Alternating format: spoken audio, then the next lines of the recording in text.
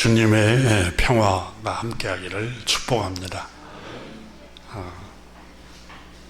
죽기 전에 한번 유대인을 만나라는 책을 썼던 랍비 조셉 텔루스킨이라는 분이 이웃을 사랑하라는 계명을 실천하라는 하나님의 명령 앞에 우리 이웃을 향한 책무는 무엇일까? 우리가 이웃을 사랑하는데 이웃을 사랑하는 책무가 무엇일까? 그것은 이웃의 필요에 공감하는 것이라고 말했습니다.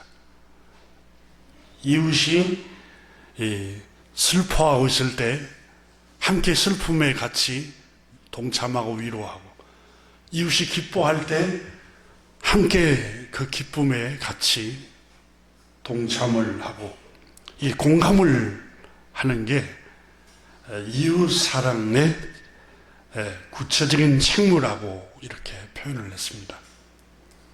그러니까 아내가 무엇이 필요한지를 남편이 아내의 필요를 공감을 할 줄 알아야 되고, 남편이 뭔가를 필요하는데 그걸 공감할 수 있는 게 이웃사랑이라는 거예요. 부모는 자식이 절대적으로 지금 필요한 게 무엇일까? 그걸 공감을 하는 게 이웃사랑이라는 겁니다.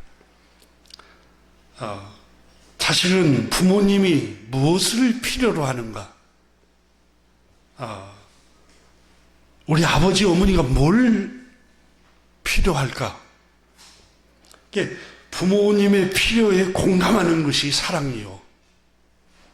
이웃을 향한 책무라고 책에서 말했습니다. 그러면서 이 랍비는 하시디즘의 이야기를 다음과 같이 나온 이야기를 했습니다. 한 랍비가 제자들에게 말했습니다. 이렇게 말을 했습니다. 나는 한 농부로부터 인간을 어떻게 사랑해야 하는가 하는 걸 배웠다네. 랍비가 책에서 이웃을 사랑하는 것이 무엇인가 배운 게 아니라 한 농부에게 내가 배웠소.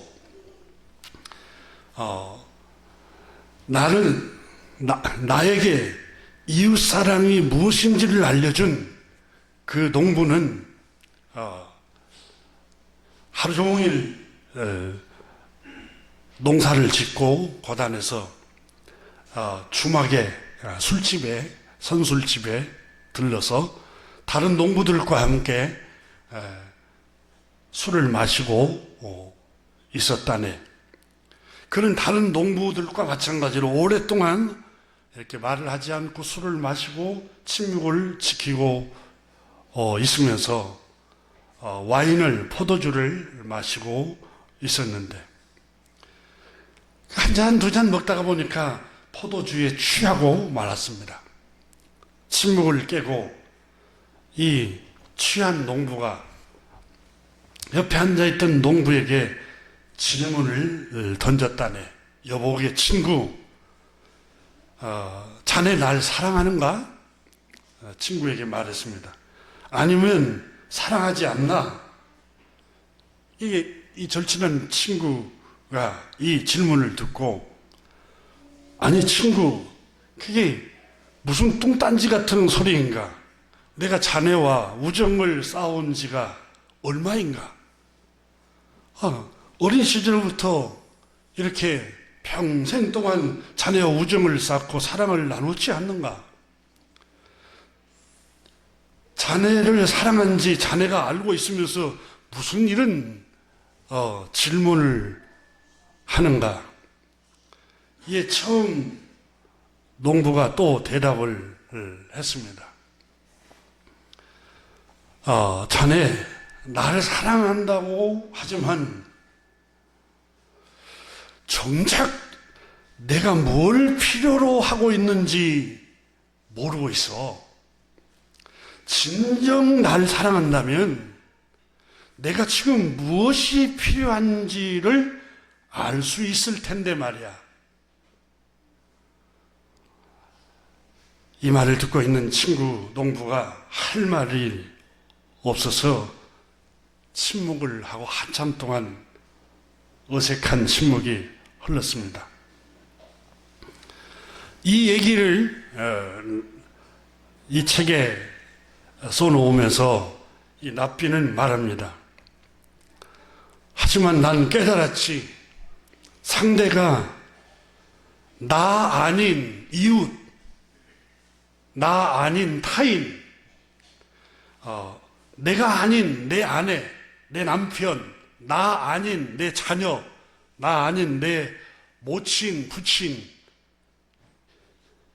이웃이 필요로 하는 게 무엇인지를 헤아리고 그 슬픔의 무게를 들어주는 것이, 공감하는 것이 진정한 사랑이라는 것을 나는 깨달았다네. 그러니까 이 조셉 펠루스킨이라는 랍비가 그의 책에서 유대인들의 1700년도에 이 이야기가 전해 내려온 이야기를 하면서 나는 한 농부에게 진정한 사랑이 무엇인지를 깨달았다네. 사랑이 뭐냐?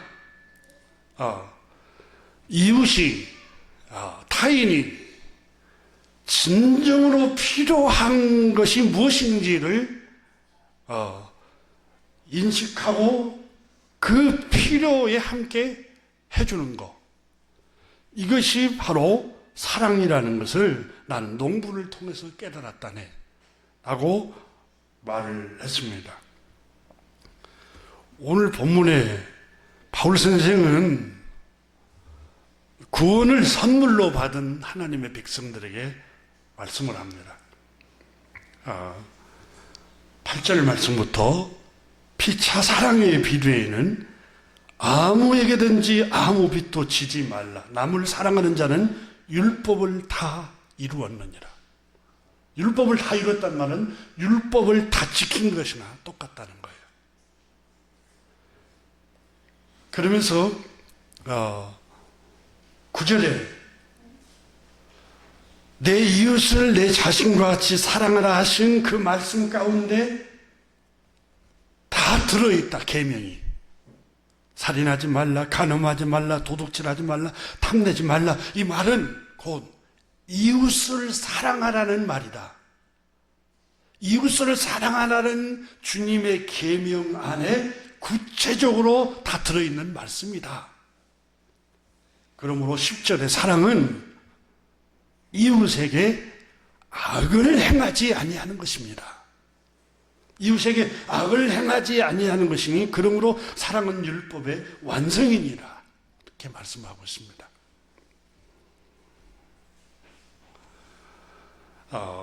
9절에서 남을 사랑하는 자는 율법을 다 이루었다. 남을 사랑하는 사람은 율법을 다 지킨 사람이다라는 뜻입니다.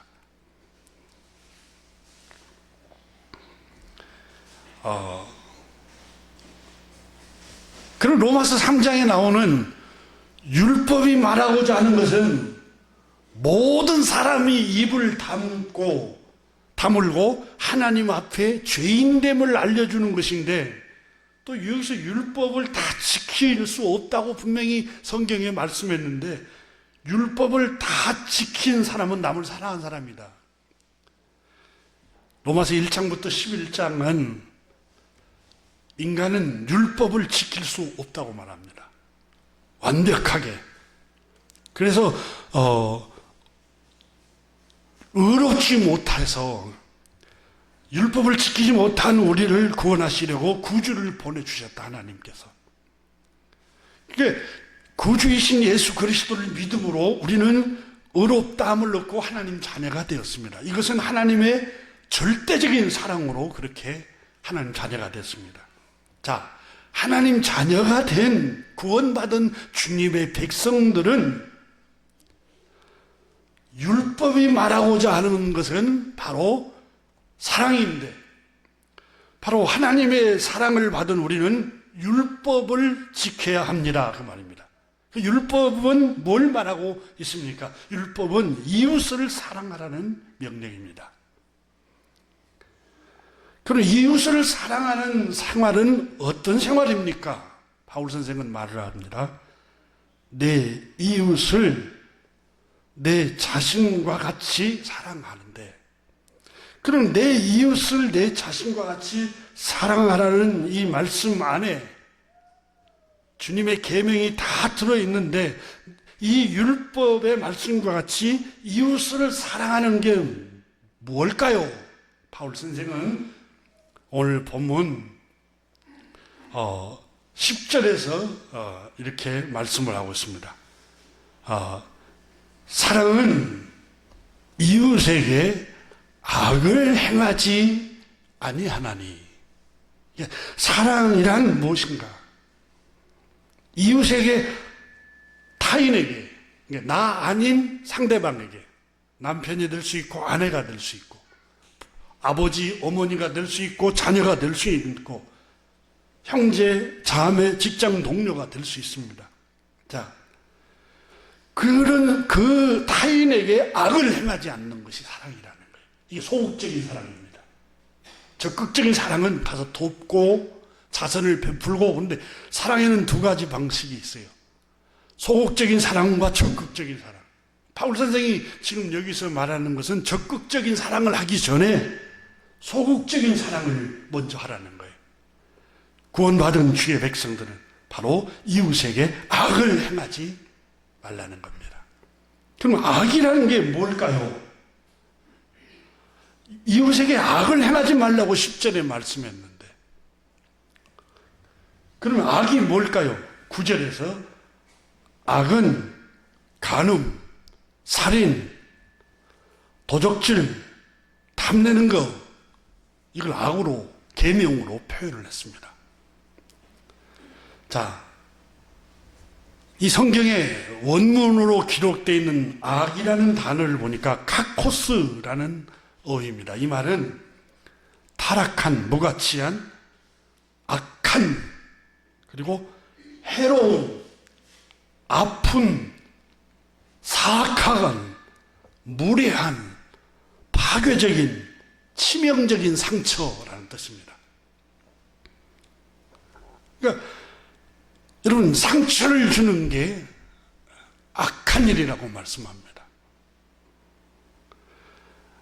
간음하는 거, 간음이라는 어휘는 국어사전에 부부가 아닌 남녀가 성관계를 맺는 것을 말합니다. 강간이나 간통도 포함되는 말입니다.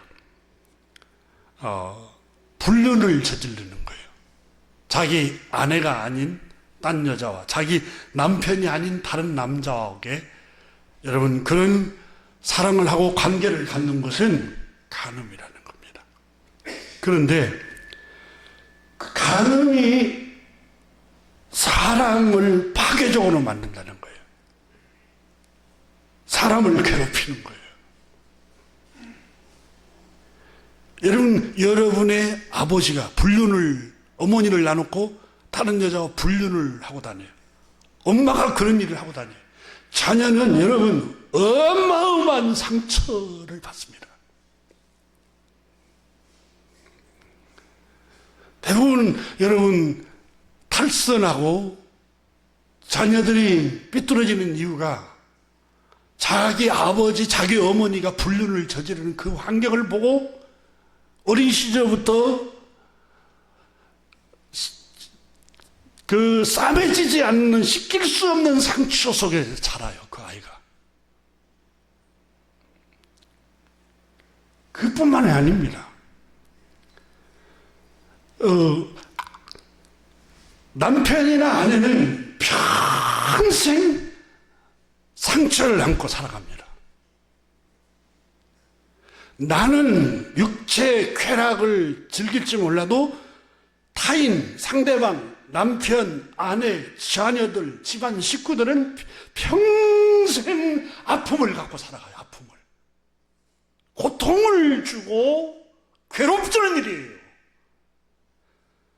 자녀를 괴롭히고 부모를 괴롭히고 여러분 사위나 며느리가 불륜을 저지르고 다닌다고 해보세요. 그 부모 마음은 얼마나 가슴이 찢어지겠어요. 갈기갈기. 그 아내, 그 남편은 여러분 얼마나 가슴이 찢어지겠어요. 그래서 가정폭력이 일어나고 가정폭력의 대부분이 불륜에서 일어난다고 통계가 나왔습니다. 그 이뿐만 아니죠, 여러분. 성경의 잠언에는 자기 남편이나 자기 아내가 아닌 타인과의 불륜을 저질렀을 때 살기가 일어난다.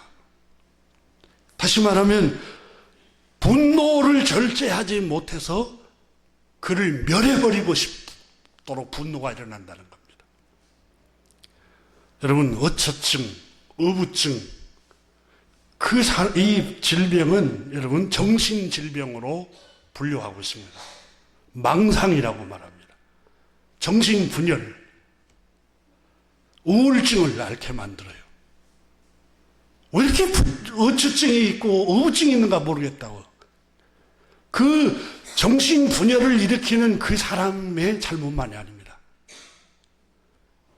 그 배우자가 문제입니다. 함께. 그 사람도 문제고 배우자도 문제고. 그 사람을 병들게 하는 사람이 정신적으로 고통을 준 게 상대방이에요. 그러니까 내가 여러분 정말 이웃을 사랑하고 아내를 사랑하고 남편을 사랑하면은 끝까지 여러분 신실함을 지킬 줄 알아야 돼요.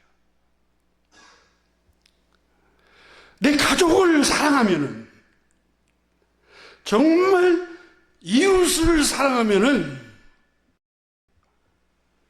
불륜을 저지르지 않습니다. 불륜은 오늘날 여러분 방송에서 드라마나 영화나 트렌드로 사람들에게 보급을 시킬 정도로 이렇게 계속해서 조장을 하는데 그것은 여러분 악한 영, 어두움의 영이 붙들고 방송이나 글을 쓰는 작가들 그 사고를 붙들고 주님의 백성들을 불행으로 몰아넣고 있는 겁니다. 생각해 보세요. 여러분의 배우자가 나 아닌 다른 사람과의 관계를 갖고 다닌다고 해보세요. 돌아버립니다. 돌아버려. 그러니까 정신질병을 일으키게 하는 거예요. 그래서 바울 선생은 구원을 받은 백성들, 선물로 하나님이 그저 주시는 은혜로 구원을 받는 주님의 백성들은 사랑을 해야 합니다. 이웃을. 이웃을 사랑하는 게 뭡니까? 그 이웃이, 상대방이, 타인이, 나 아닌 상대방이 필요를 공감해 주는 그 상대방이 필요 중에 하나가 부부는 나만 사랑해 주기를 원합니다. 그게 필요해요. 그게 필요를 채워주는 거예요. 유혹이 있을 수 있죠. 사람이 세상을 살다 보면. 그러나 정말 그리스도인들, 정말 이웃을 사랑한다면 그걸 다 절제하고 다 단호하게 거절해야 합니다. 왜요? 이웃을 사랑하는 것은 이웃에게 악을 행하지 않는 거예요. 고통스럽게 하지 않는 거예요. 괴롭히지 않는 거예요. 의구증에 시달리고 어쩌증에 시달리고 정신병에 걸리지 않도록 정말 사랑하면은 그렇게 해야 돼요. 그걸 오늘 바울 선생이 13장에서 말씀을 하고 있어요. 여러분, 비밀은 없어요, 세상에. 아무도 모르게 불륜을 저지르고 악한 짓을 하면 하나님께서 다 들춰냅니다. 그게 다윗이 그 경험을 하잖아요. 아무도 모르게, 지도새도 모르게 신하를 전쟁터에 내몰아서 죽이고 그 신하의 아내를 성폭행을 하고, 나단 선지자에게 하나님이 신비한 가운데 다윗이 범죄한 것을 다 보여줍니다. 대낮처럼 다 보여주잖아요. 그래서 우리 속담에도 여러분, 비밀은 없다고 말씀하시고 성경에 우리 주님도 비밀은 없다고 그랬어요. 정말 이웃을 사랑하는 게 뭘까요? 이웃에게 악을 행하지 않는 거예요. 다시 말하면 이 악이란 것은 괴롭히지 않는 거예요. 이웃을 슬프게 하지 않는 거예요. 이웃에게 상처를 주지 않는 거예요. 고통스럽게 하지 않는 거예요. 우리가 적극적으로 사랑하기 전에 소극적인 사랑이 이웃에게 악을 행하지 않는 거예요.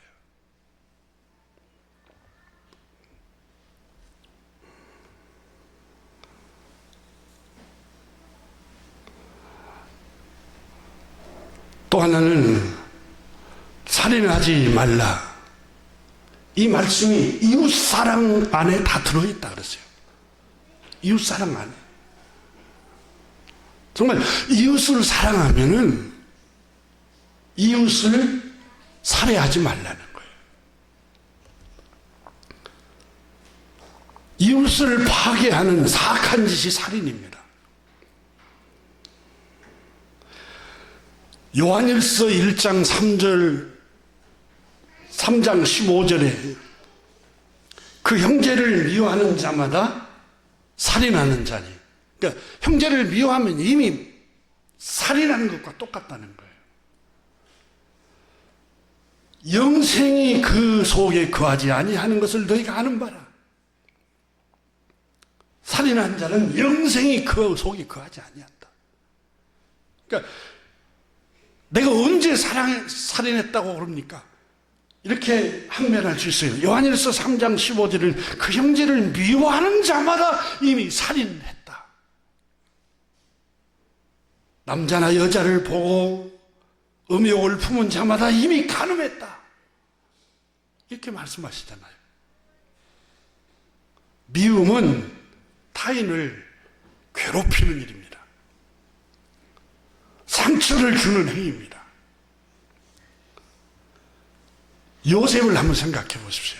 그 형들이 요셉을 시기합니다. 요셉을 미워합니다. 시기하고 미워하니까 자기들 먹을 도시락을, 치즈와 빵을 아버지가 보낸 걸 싸가지고 형들에게 주려고 오는데 구덩이에 쳐넣어버려요.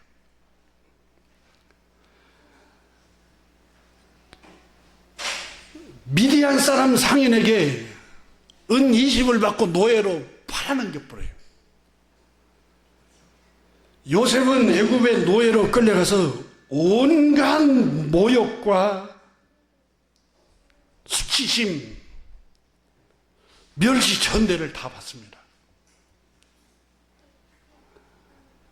여러분, 요셉이 왜 그런 치욕과 수치심과 멸시 천대를 다 받고 노예 생활을 합니까? 형들의 미움 때문에 그래요. 형들의 미움 때문에. 그러니까 미움은 타인을 괴롭히는 일이에요. 괴롭히는 일. 파괴적인 행동입니다. 구원받은 주님의 백성들은 이와 같은 일을 추구하지 않는다고 바울 선생은 말씀하고 있습니다. 바울 선생은 오늘 본문 13장 10절 다시 한번 보십시오.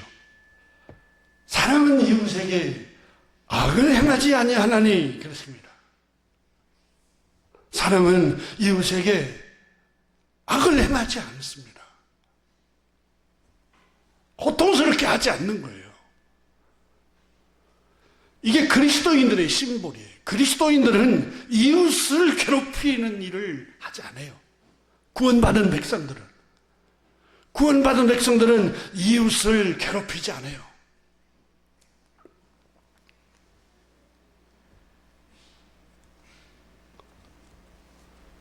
이웃을 사랑하는 계명 안에 도둑질하지 말라, 탐내지 말라라는 계명이 다 들어있다라고 말씀합니다. 소극적인 이웃을 사랑하는 게 뭡니까? 이웃의 것을 도적질하지 않는 것입니다. 타인의 물건이나 타인이 가진 것을 도적질할 때 상처는 말로 다 할 수가 없습니다. 한번 생각해 보십시오. 일제강점기 시대 일본이 우리 한반도 주권을 빼앗고 도적질에 갔을 때 우리 국민들은 얼마나 고통스러운 생활을 보냈습니까?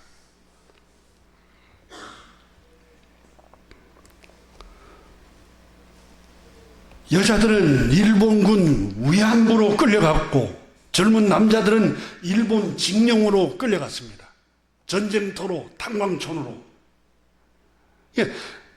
도적질할 때 이웃이 너무너무 고통스러운 생활을 보냅니다.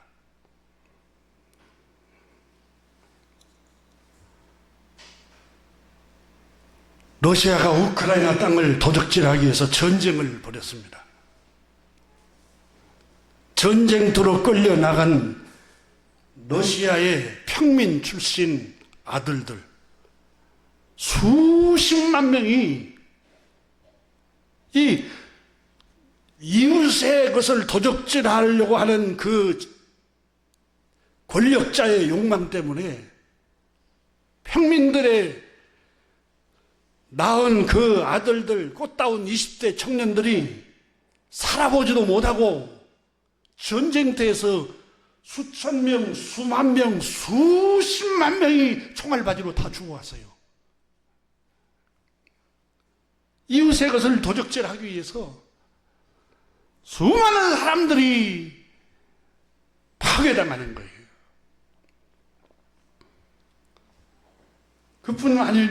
그뿐이겠습니까? 우크라이나 청년들, 가장들, 60세가 되는 그 이하의 사람들은 다 전쟁터에 나가서 수십만 명이 죽어나갔습니다.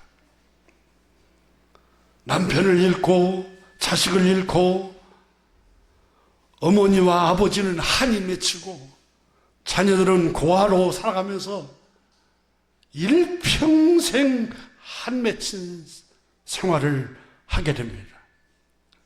여러분, 이웃의 것을 탐낼 때에, 이웃의 것을 도적질할 때에 이웃이 얼마나 고통을 느끼는지, 그리고 이웃을 사랑하는 계명에 다 포함되어 있는 것 중에 하나가 탐내지 말라. 탐내지 않는 게 이웃사랑이라는 거예요. 출애굽기 20장에 하잖아요. 내 이웃의 남종이나 내 이웃의 여종이나 내 이웃의 아내나 내 이웃의 남편이나 탐내지 말라는 거예요. 내 이웃의 재물이나 내 이웃의 사업이나 내 이웃이 번성해 가는 거, 그거 탐내지 말라는 거예요. 그 탐내는 것 자체가 이웃을 사랑하지 않는 거라는 거예요.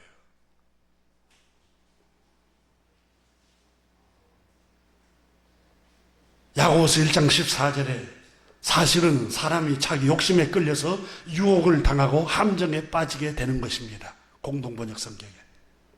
욕심이 잉태하면 죄를 낳고 죄가 자라면 죽음을 가져옵니다.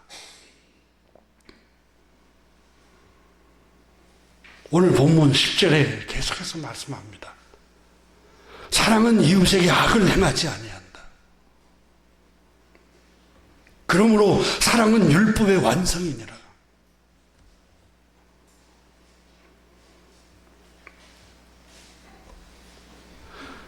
교회 여러분, 구원받은 백성들은 하나님의 그저 주시는 사랑과 끝없는 자비와 사랑과 긍휼로 구원을 예수 그리스도를 믿음으로 선물로 받았습니다. 절대적인 하나님의 사랑으로 구원받았습니다. 그 사랑에 구원받은 백성들은 주님이 우리를 사랑한 것처럼 우리도 이웃을 사랑하는 새로운 생활을 한다는 겁니다. 하나님이 기뻐하시는 생활, 이웃을 사랑하는 생활을 한다는 겁니다. 그럼 이웃 사랑이 무엇입니까? 이웃 사랑은 소극적으로 이웃에게 악을 행하지 않는 것입니다. 여러분 가정에서부터서, 여러분 남편, 여러분 아내, 여러분 자녀들, 부모 관계, 가정에서부터서 이웃에게 고통스럽게 하지 말아야 됩니다. 나의 오락을 위해서. 아내가 가사일을 하고 자녀를 돌보는데 나는 내 오락을 즐기고 있고 고통스럽게 하는 거예요. 함께 가사일을 돌보고 함께 자녀를 돌봐야지. 자기 취미생활 한다고 자기만 즐거워하고, 그건 이웃사랑이 아니에요. 그건 이웃에게 악을 행하는 거예요.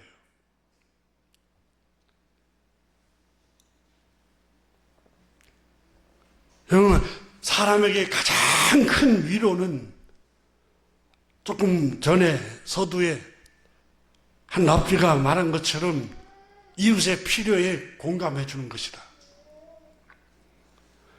여러분, 성경에 하나님께서 우리를 위로하는 말씀 가운데 가장 큰 위로가 무엇인 줄 아십니까? 예수님의 이름이 무엇입니까? 예수님이 이름은 구원입니다. 너를 구원한다. 또 하나의 이름은 임마누엘입니다.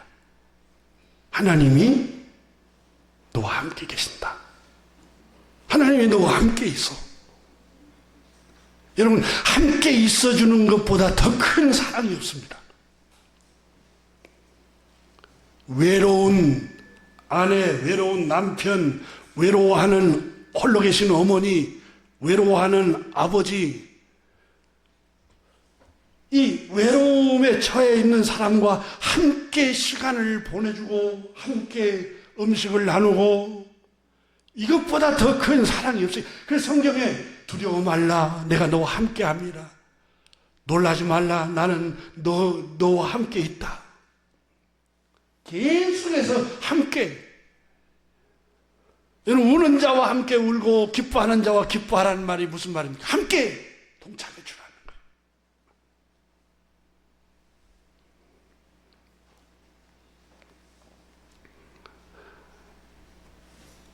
이웃의 필요에 공감하는 것이 이웃사랑입니다. 동양 철학에도 여러분, 공자 선생이 내가 하기 싫은 일은 남에게 강요하지 말라는 거예요. 내가 괴롭고 내가 하기 싫은 걸 힘없다고 상대방에만 강요를 하는 거예요. 이것은 자비가 아니에요. 이웃사랑이 아니에요.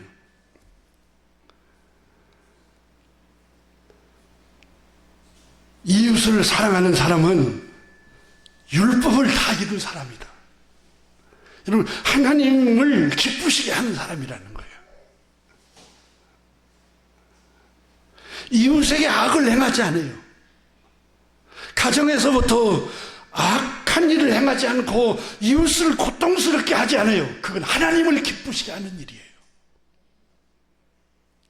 우리가 예배당에 와서 손을 들고 찬양을 하고 눈물을 흘리고 하나님이 그것만 기뻐한다고 생각하세요? 절대 아니에요. 가정에서, 여러분 주변에서 이웃을 고통스럽게 하지 않는 것이 찬양하는 것처럼 하나님을 기쁘시게 하는 일이에요.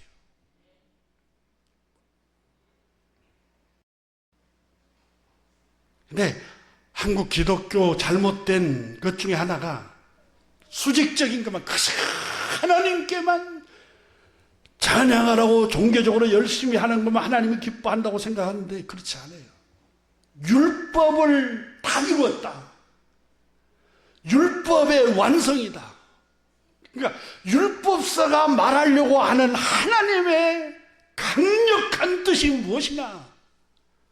이웃사랑이다. 이웃을 사랑하는 게 뭐냐? 이웃을 괴롭히지 않는 거예요.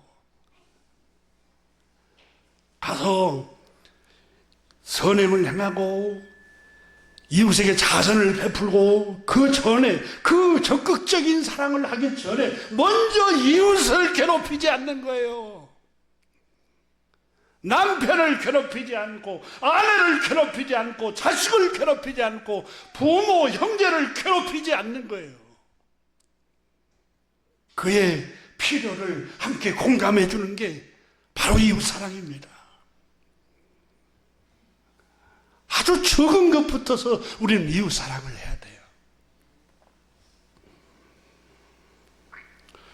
오늘 본문 8절을 또 한번 보겠습니다. 피차 사랑의 빛 외에는 아무에든지 아무 빛도 지지 말라. 남을 사랑하는 자는 율법을 다 이루었느니라. 율법을 다 이루었어요. 여러분, 예수님께서 내가 다 이루었다 그랬어요. 십자가에서. 너희 구원을 다 이루었다. 그 의미도 있고, 율법에서 말하는 게 율법을 다 이루었다는 말이에요. 율법이 말하는 게 뭡니까? 죄의 삭은 사망이요 그랬어요. 죄값은 심판과 저주요.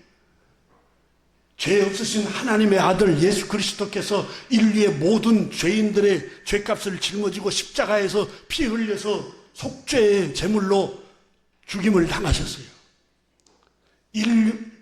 인류의 모든 죄인들을 사랑하셔서 그 모든 사람의 죄값을 짊어지고 십자가에서 피 흘려서 우리의 죄를 속량하셨어요.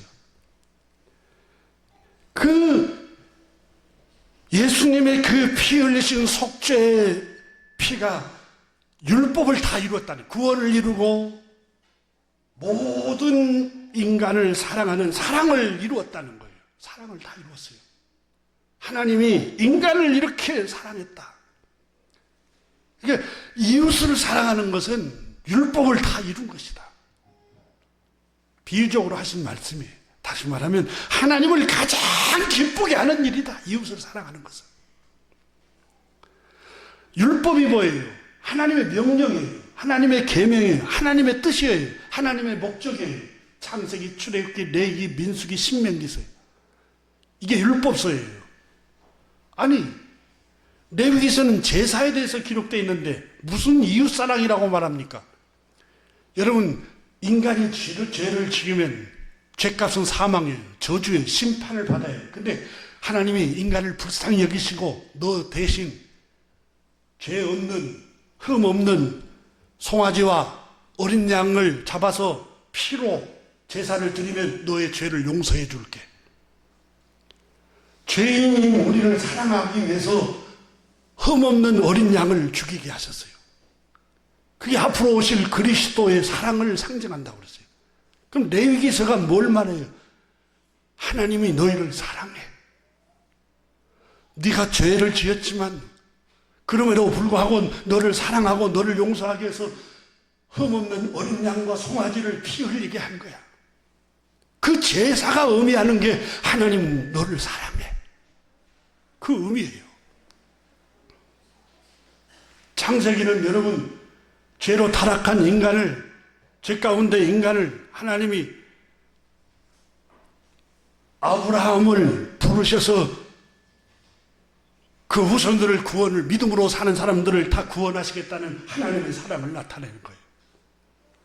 민수기서는 늘 불평만 하잖아요. 불평하는 주의 백성들을 그럼에도 불구하고 사랑해서 다시 적과 꿀이 흐르는 가나안 땅으로 데리고 가잖아요. 출애굽기는 울부짖과 비참한 가운데 있는 하나님의 백성들을 적과 꿀이 흐르는 자유가 있는 곳으로 하나님이 인도해가는 그 하나님의 사랑이에요. 신명기서는 이렇게 하면 저주가 와, 하나님 말씀에 순종하면 행복할 거야 하고 하나님의 사랑으로 기록된 명령이 기록되어 있어요. 율법서는 결국은 사랑이에요.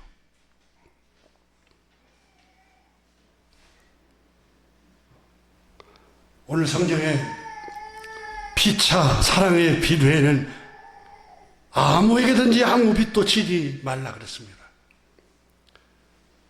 여러분, 우리는 이웃과의, 물론 이 본문의 말씀이 의미하는 근원적인 말씀은 아니지만 이 말씀이 나왔으니까 한번 언급합니다.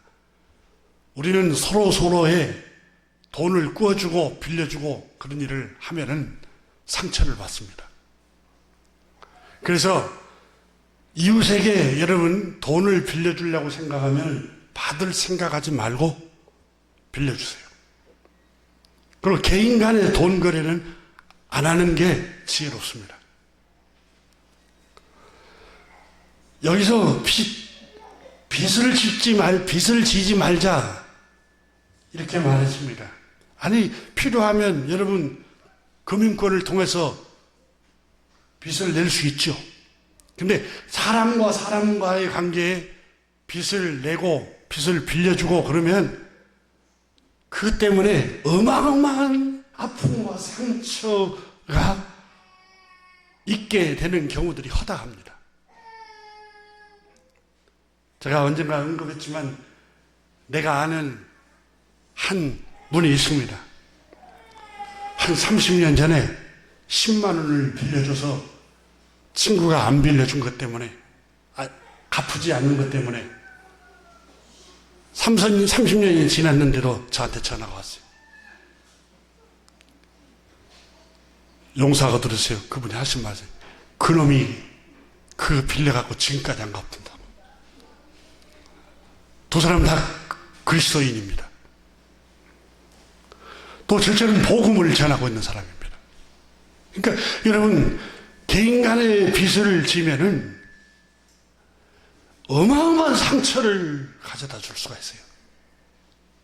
그래서 사랑의 빚 외에는 지지 말자. 그 말은 무슨 말이냐면 사랑으로 주는 거 받을 생각이 없어요. 그래갖고 빌려줘요.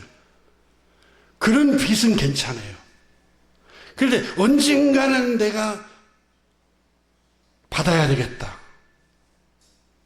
언젠가는 내가 이 정도 했으니까 저 사람한테 상호주의로 나도 대접을 받아야 돼. 그런 마음으로 하는 것은 하지 말라는 거예요.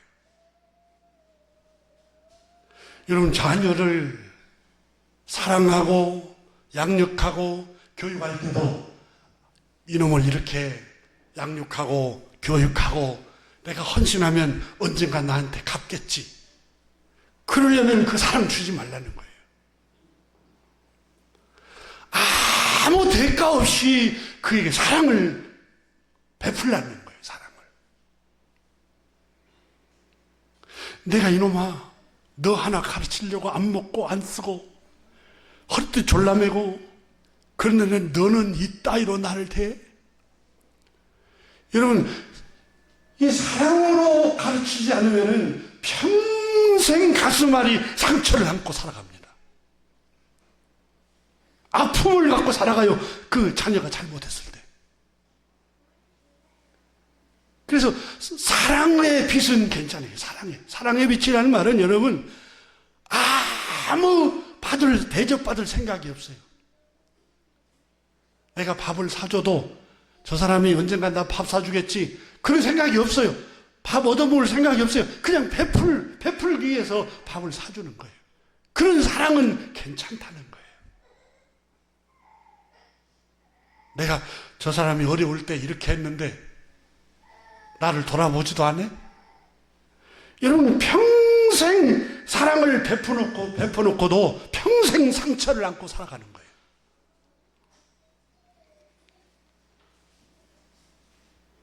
그러니까 사랑의 빛, 사랑이 뭐예요?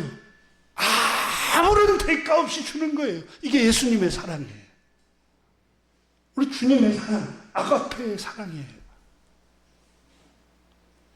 내가 남편에게 이 정도 했고 아내에게 이 정도 했으니까 자식에게 이 정도 했고 부모에게 이 정도 했으니까 어떻게 좀 하겠지. 여러분, 그건 진정한 사랑이 아니에요.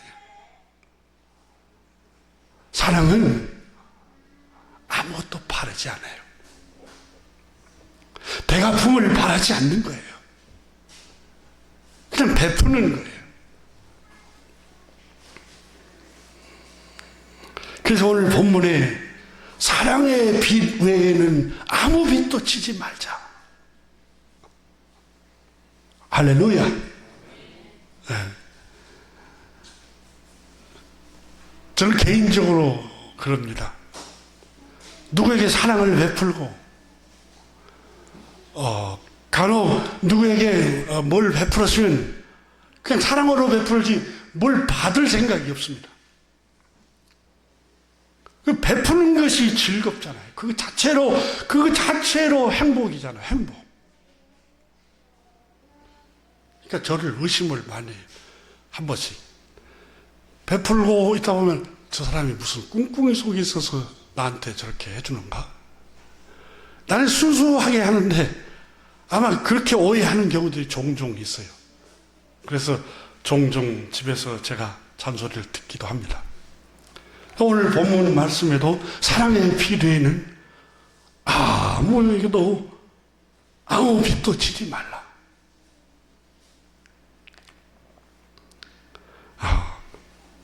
우리는 사랑의 부채를 지고 있습니다. 사랑의 빛을 지고 있어요. 첫째는 하나님께, 창조주 하나님께 사랑의 빛을 졌습니다. 또 하나는 부모님께 사랑의 빛을 졌습니다. 자, 생각을 해보세요.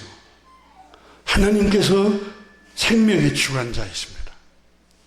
부모님의 손길을 통해서 나를 생존하도록 어린 시절 세상에 보냈고 어린 시절을 나를 이렇게 자라도록 부모님의 손길을 통해서 그 사랑을 통해서 오늘 내가 있게 하신 거예요. 그게 사랑의 빛을 두 분에게 졌어요. 첫째 한 분은 창조주 하나님, 둘째는 부모님입니다. 하나님의 사랑을 우리 모두는 다 받았습니다. 우리는 이런 질문을 할 수 있습니다. 하나님이 눈에 안 보이는데 어떻게 우리가 하나님의 사랑을 받았다고 할 수 있죠? 하나님께 부채를 우리가 졌다고 할 수 있어요? 하나님께 우리가 돈을 빌려오는 것도 없는데 무슨 창조주 하나님께 우리가 빚을 졌어요? 이렇게 질문할 수 있습니다. 그러나 창조주 하나님, 만물을 주관하시는 생명의 근원 되신 하나님께서 우리에게 생명을 부여하지 않으면 우리는 존재 자체가 불가능합니다.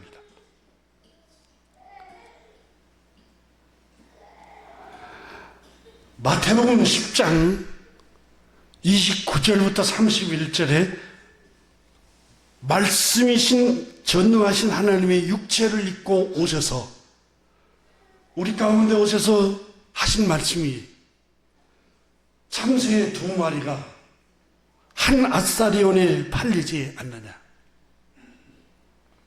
여러분, 우리 어린 시절에도 고기가 없어서 참새를 잡아서 먹었어요, 겨울에.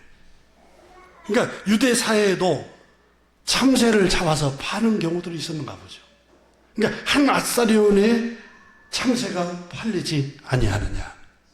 그러나 너희 하늘에 계신 아버지께서 허락하지 아니하면 참새 한 마리도 그 목숨이 땅에 떨어지지 아니하리라.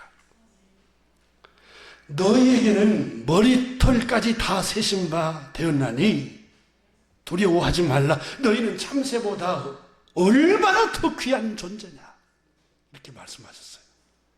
그러니까 참새의 생명도 하늘 아버지께서 허락하지 않냐면 땅에 떨어지는 법이 없다는 거예요.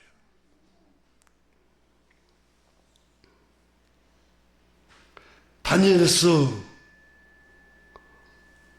5장에 가면은 벨사살 왕이 나옵니다. 느부갓네살 왕 아들 벨사살 왕이 예루살렘에서 자기 아버지 때에 성전에서 가져온 금그릇, 은그릇을 다 탈취해가지고 와서 고관들과 왕비 후궁들과 함께 잔치를 베풀고 술을 먹습니다. 술을 먹는데 갑자기 상대편 벽에서 밤에 큰 사람의 손이 나와서 그림자가 나와서 글을 씁니다. 벽에. 그래서 벨사살 왕이 그 손가락을 보고 질겁을 합니다. 너무 새파랗게 놀라고 머리가 삐쭉삐쭉 서고 허벅지는 녹는 듯하고 무릎은 부들부들 떨리고. 생각해 보세요. 그때는 전기불도 없이 호롱불이나 그런 걸 켜놓고 어두운 때 사람의 유령 같은 손이 나타났으니 고함을 막 지르면서 저 글 읽고 풀어주는 사람을 찾으라 하고 점쟁이들, 구다는 사람들 다 불러서 묻지만 아무도 대답을 못합니다. 벨사살 왕은 얼굴빛이 달라지며 당황하는 모습이 고관들이 보고 안절부절합니다. 그때 왕비가 임금님에게 말을 합니다. 벨사살 왕이시여, 안색이 달라지고 황당하실 것 없습니다. 저 글은 아무나 해석을 할 수가 없습니다. 하나님의 영의 성령님의 감동된 사람이 와서 저 글을 풀어낼 수 있습니다. 바로 당신의 선왕 아버지 때에 지혜자로 성령에 감동된 하나님의 사람이 한 사람이 있는데 그분을 초청을 해서 이 글을 해석을 하고 풀어내라고 하십시오. 그는 이 글을 반드시 풀어낼 것입니다. 바로 그는 다니엘이라는 사람입니다. 다니엘을 불러드립니다. 임금이 말합니다. 내가 들으니 그대는 무엇이나 다 잘 알아내고 어떤 신비한 것까지 다 통찰해낸다고 내가 들었다. 자주새 옷을 입히고 금목걸이를 걸어주고 높은 자리를 앉혀줄 테니까 저 두려운 벽에 써진 글을 좀 해석해달라. 그러니까 다니엘 선지자가 말합니다. 임금님, 당신의 부친 느부갓네살에게 창조주 하나님께서 강대하게 하셔서 영화와 영광을 떨치게 했습니다. 하나님께서 당신의 부친을 위대하게 하셨는데도 불구하고 당신의 부친은 느부갓네살 왕은 교만했습니다. 내 힘, 내 능력, 내 지혜로 이 바벨론을 건설했도다 하고 교만함에 가득 차서 의로움에 가득 차서 거만을 떨다가 하나님께서 끌어내려서 들짐승과 같이 살도록 7년간 수치를 당하도록 광야로 쫓아내버렸습니다. 그리고 당신의 부친이 그 7년간 모욕을 당하고 짐승처럼 생활하면서 깨달았던 겁니다. 아하, 권력은 내 힘으로 내 능력으로 얻은 게 아니라 하나님께서, 창조주 하나님께서 이 권력을 주시는구나. 인간이 할 수 있는 것은 아무것도 없구나. 순간적으로 하나님이 낮추시기도 하고 높이시기도 하시구나. 그걸 깨달으니까 다시 회복을 시켰습니다. 당신은 아버지를 거울을 삼아서 겸손해야 할 텐데 오히려 아버지보다 더 교만하여서 하나님 성전에서 가져온 거룩한 그릇을 가지고 술을 마시고 우상을 섬기고 자신을 만물의 주관자이신 하나님보다 높이고 있는데, 도리어 왕의 호흡을 주장하시고 왕의 모든 인생길을 작정하시는 하나님을 경배하지 않으므로 이 손가락이 나와서 글이 쓰인 겁니다. 메네메네 데겔 우르바 신이라고 쓰여 있는데, 메네라는 말은 하나님께서 왕의 나라 횟수를 세고 계셨습니다. 데겔은 왕의 마음 중심과 행동을 저울에 달아보듯이 달아봤는데 모자랐다라는 뜻입니다.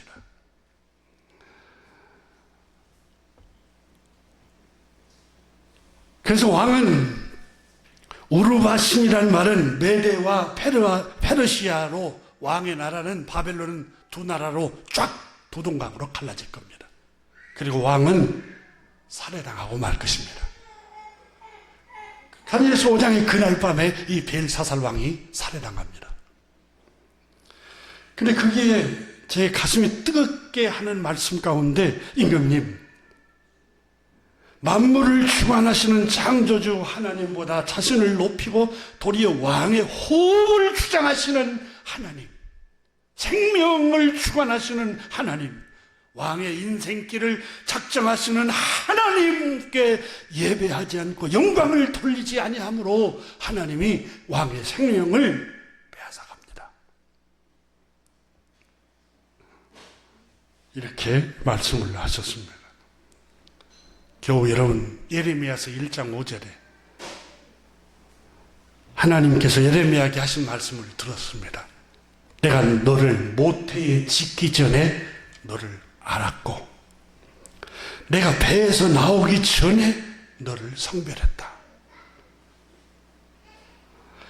시편 139편에는 여호와의 주께서 나를 살펴보셨으므로 나를 아셨나이다.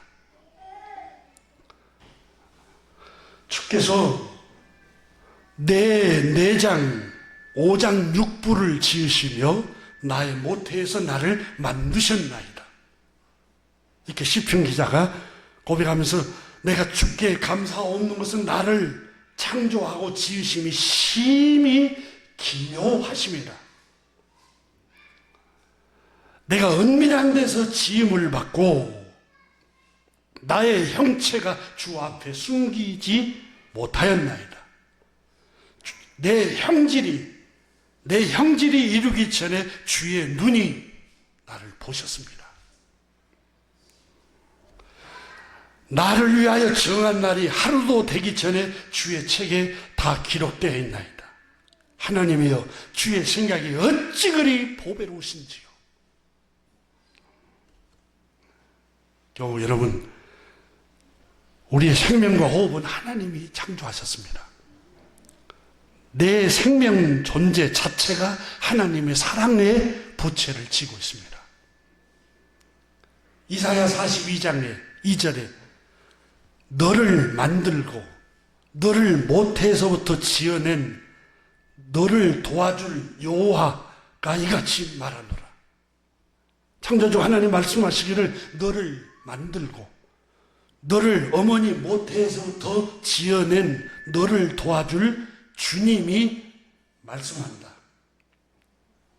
나의 종 야곱, 내가 택한 여루수나 두려워하지 말아라. 그러니까 하나님이 만드시고 창조한 생명은 두려워하지 말라는 거예요. 목마른 자에게 물을 주며 마른 땅에 시내가 흐르게 하며 나의 영을 내 자손에게 나의 복을 내 후손에게 부어주리니 그들이 풀 가운데서 선한 일을 시냇가에 버들같이 할 것이라. 사랑하는 교우 여러분, 우리의 생명은 창조주 하나님이 어머니 모태에서 지어냈습니다. 그러므로 여러분, 우리 한 사람 한 사람은 창세기 1장은 하나님의 형상을 따라 하나님의 모습대로 지음바 되었다, 이렇게 말씀합니다. 여러분, 이 말씀을 믿는 사람과 안 믿는 사람은 천지 차이입니다. 아, 내 모습이 하나님의 모습을 닮았다고? 정말 존귀한 자네. 내 모습이 하나님의 형상을 닮은 사람이라고? 내 생명의 존엄성의 가치가 어마어마하네. 여러분, 우리는 하나님의 사랑으로 지음을 받았고, 우리의 생명과 호흡이 하나님의 손에 달려있고, 하나님께서 우리의 생명을 주관하고 계십니다. 그리고 하나님의 모습대로 창조되었어요.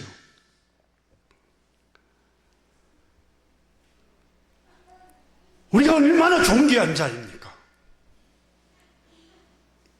우리 모두 한 사람 한 사람은 정말 존귀한 사람들입니다.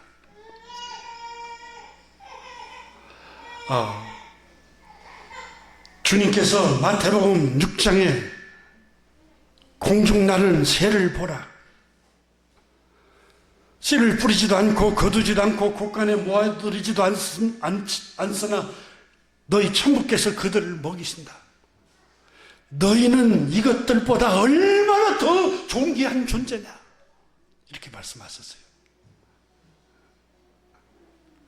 오늘 있다가 내일 아궁이에 던져지는 들풀도 하나님이 이렇게 부시거든 하물며 하나님의 형상을 담고 하나님의 모습을 닮은 너희일까 보냐.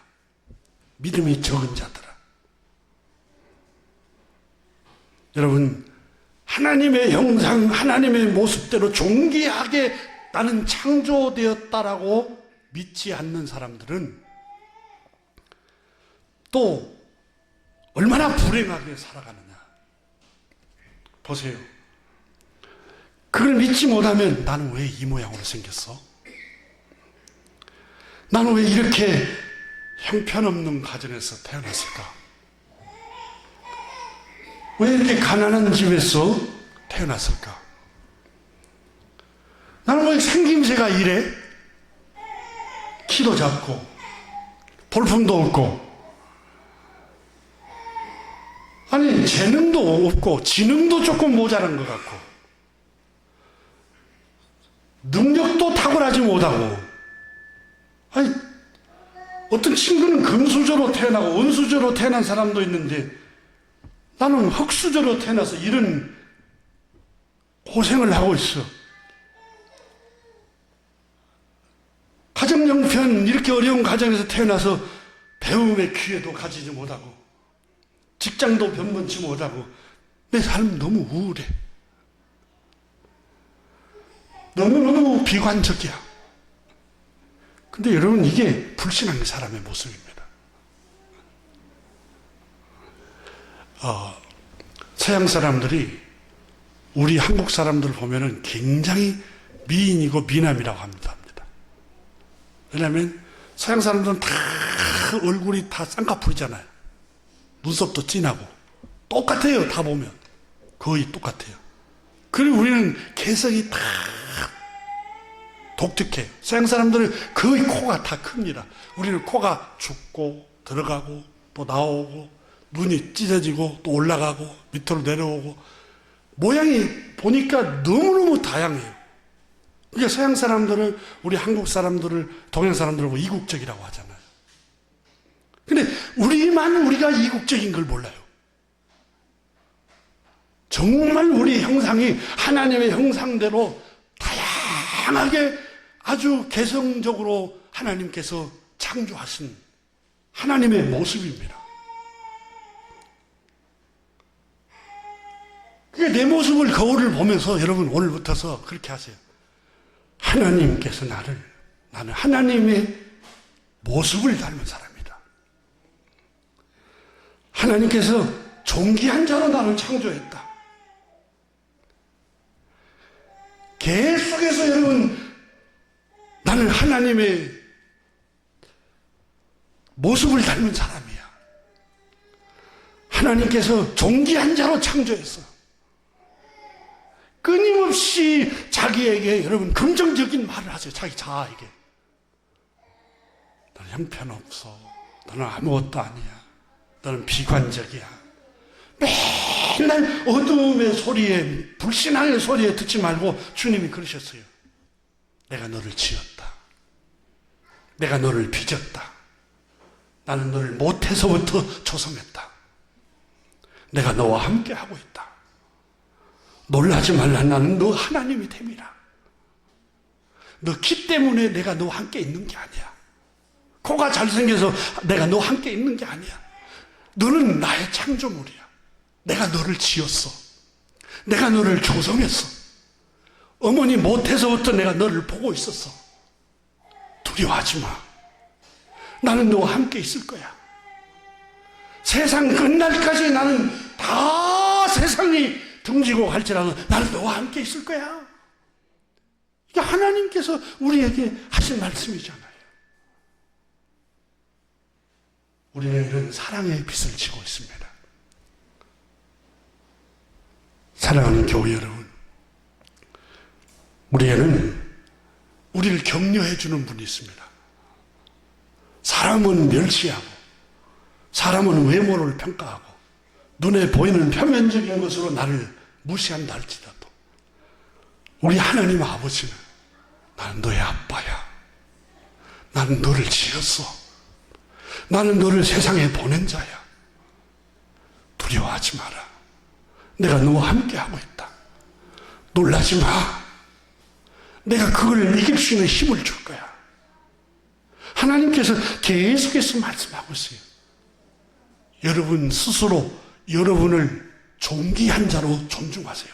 기도하겠습니다. 하나님 아버지,